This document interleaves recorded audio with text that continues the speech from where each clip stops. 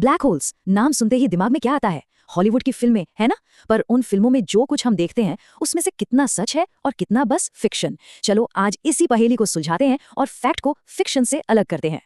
आपको film Interstellar का वो क्लाइमैक्स तो याद ही होगा, है ना? जब कूपर का स्पेसक्राफ्ट जल रहा है, उसे इजेक्ट करना पड़ता है और फिर वो बस गिरता जाता है सीधा गारगेंचुआ नाम के एक विशाल ब्लैक होल के अंदर। फिल्म में तो खैर वो एक 5 डायमेंशनल जगह पहुंच जाता है, बड़ा ही अजीब और कमाल का सीन था वो। लेकिन सवाल ये है कि असल में क्या होता? क्या सच में ऐसा कुछ हो सकता है? अगर कोई सच में एक ब्लैक होल में गिर जाए तो उसके साथ क्या होगा? तो इस सवाल का जवाब ढूंढने के लिए चलिए एक सफर पर निकलते हैं। हम इंटरस्टेलर के सवाल से शुरू करेंगे, फिर आइंस्टाइन की थ्योरी को समझेंगे, जानेंगे कि ये बनते कैसे हैं, इनकी बनावट कैसी होती है और उस इवेंट होराइजन के पार आखिर क्या है।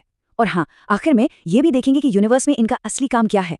तो ठीक है, हमारे इस सफर की शुरुआत होती है एक जीनियस के साथ, एल्बर्ट आइंस्टीन, क्योंकि ब्लैक होल्स की पूरी कहानी सच पूछो तो यहीं से शुरू हुई, इस आइडिया से कि कैसे स्पीड और ग्रेविटी पूरे के पूरे यूनिवर्स को मोड़ सकती हैं। आइंस्टीन ने हमें दी थी दो कमाल की थ्योरीज ऑफ रिलेटिविटी। पहली स्पेशल रिलेटिविटी, जो कहती है कि आप जितनी तेजी से चलोगे आपके लिए समय उतना ही धीमा हो जाएगा, और दूसरी जनरल रिलेटिविटी, जो कहती है कि जितनी ज्यादा ग्रेविटी होगी समय वहां भी उतना ही धीरे हो जाएगा। मतलब स्पीड हो या ग्रेविटी, दोनों का असर सीधा टाइम पर पड़ता है। अब इस सबको विजुअलाइज करने के लिए आइंस्टीन ने एक बड़ा ही शानदार तरीका बताया। सोचिए कि हमारा पूरा ब्रह्मांड एक बहुत बड़ी खींची हुई चादर की तरह है, एक स्पेस टाइम फैब्रिक। अब इस चादर पर अगर कोई भारी चीज रख दें, जैसे कोई तारा या प्लैनेट, तो क्या होगा? चादर में एक झुकाव, एक कर्व आ जाएगा, है ना? और यही झुकाव है ग्रेविटी। और इसका असर सिर्फ भारी चीजों पर ही नहीं होता, ये ग्रेविटी गर्मी को मोड़ती है, आवाज को मोड़ती है, और सबसे सबसे जरूरी बात, ये लाइट यानी रोशनी को भी मोड़ सकती है। बस यही वो एक आइडिया था जिसने ब्लैक होल्स को समझने का दरवाजा खोल दिया।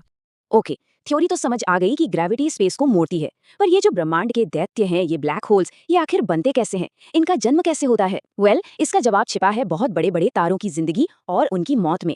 देखिए, एक बहुत बड़ा तारा अपनी पूरी जिंदगी फ्यूल जलाता रहता है, चमकता रहता है। फिर एक दिन जब उसका फ्यूल खत्म होने लगता है तो वो फूलकर एक रेड सुपर जायंट बन जाता है।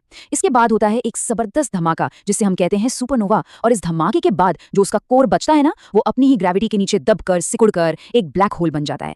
पर रुकिए, हर बड़े तारे की किस्मत में ब्लैक होल बनना नहीं लिखा होता। यहाँ एक लिमिट है, एक टिपिंग पॉइंट, और ये खोज की थी भारतीय अमेरिकन एस्ट्रोफिजिसिस्ट सुब्रमण्यन चंद्रशेखरन ने।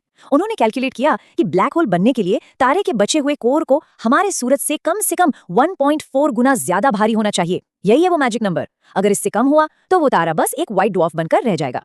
ठीक है, तो अब हम ये जानते हैं कि ब्लैक होल्स कैसे बनते हैं। तो चलिए अब जरा इनकी बनावट को समझते हैं। फिल्मों में जो वो डरावनी सी इमेज दिखती है ना, उसके पीछे का साइंस क्या है, उसे परत दर परत खोल कर देखते हैं। सबसे पहले तो ब्लैक होल के चारों तरफ जो वो चमकती हुई रिंग दिखाई देती है, उसे कहते हैं एक्रीशन डिस्क।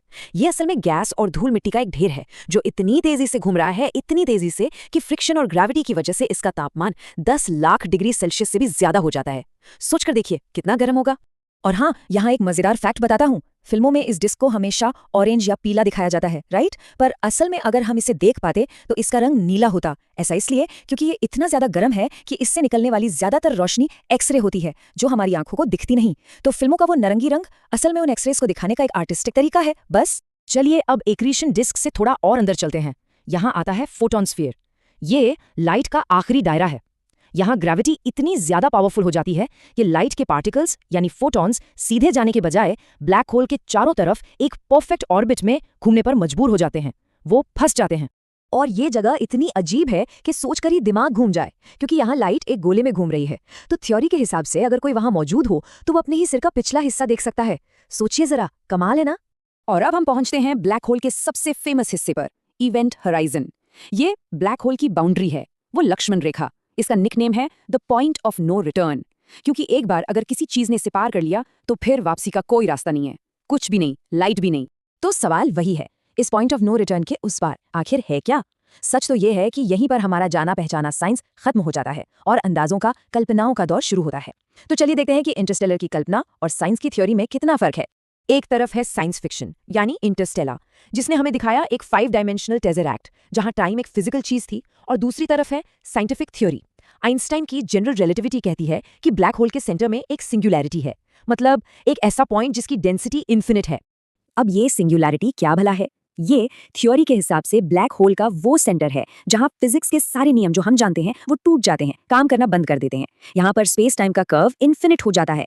इवेंट होराइजन को पार करने वाली हर चीज का ये आखिरी डेस्टिनेशन है।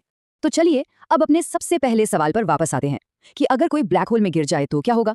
देखिए, कड़वा सच ये है कि इंटरस्टेलर का वो सीन सिर्फ एक कहानी थी। असलियत इससे कहीं ज्यादा भयानक है। अगर कोई इंसान एक स्टेलर ब्लैक होल में गिरता है तो वहां की जबरदस्त ग्रेविटी उसे मिली सेकेंड्स में ही खींचकर एटम्स में तोड़ देगी। कोई टेसरैक्ट नहीं, कोई लाइब्रेरी नहीं, बस एक पल में सब खत्म। हाँ, मुझे पता है ये सब सुनने में बहुत डरावना लगता है, लेकिन क्या ब्लैक होल सिर्फ तबाही मचाने वाले दैत्य हैं? शायद नहीं। चलिए अब यूनिवर्स में इनके असली रोल को समझते हैं, जो शायद इससे बिल्कुल अलग है। अक्सर लोग सोचते हैं कि ब्लैक होल्स एक तरह के कॉस्मिक वैक्यूम क्लीनर हैं, जो बस घूमते रहते हैं और अपने रास्ते में आने वाली हर चीज को निगल जाते हैं। पर क्या ये सच है? इसका जवाब है नहीं, बिल्कुल नहीं। असल में ये हमारी गैलेक्सी के एंकर हैं, उसकी नींव हैं। ज्यादातर बड़ी गैलेक्सियों के सेंटर में एक सुपर मैसिव ब्लैक होल होता है। हमारी अपनी मिल्की वे के सेंटर में भी एक है। इन्हीं की जबरदस्त ग्रेविटी वो गोंद है जो अरबों खरबों तारों को एक साथ बांध कर रखती है। पूरी की पूरी गैलेक्सी इन्हीं के चारों तरफ घूमती है। तो ब्लैक होल्स विनाशक नहीं, बल्कि हमारे ब्रह्मांड के आर्किटेक्ट हैं, निर्माता हैं। पर देखिए, इनके बारे में हम जितना जानते हैं उतने ही नए और गहरे सवाल खड़े हो जाते हैं, और ये हमें एक आखिरी सवाल के साथ छोड़ जाते हैं। सोचिए, एक ऐसी जगह जहां ग्रेविटी इन्फिनिट है, वहां टाइम का इन्फिनिटली धीमा हो जाने का असल में मतलब क्या है? शायद इसका जवाब यूनिवर्स के सबसे बड़े रहस्यों में से एक है।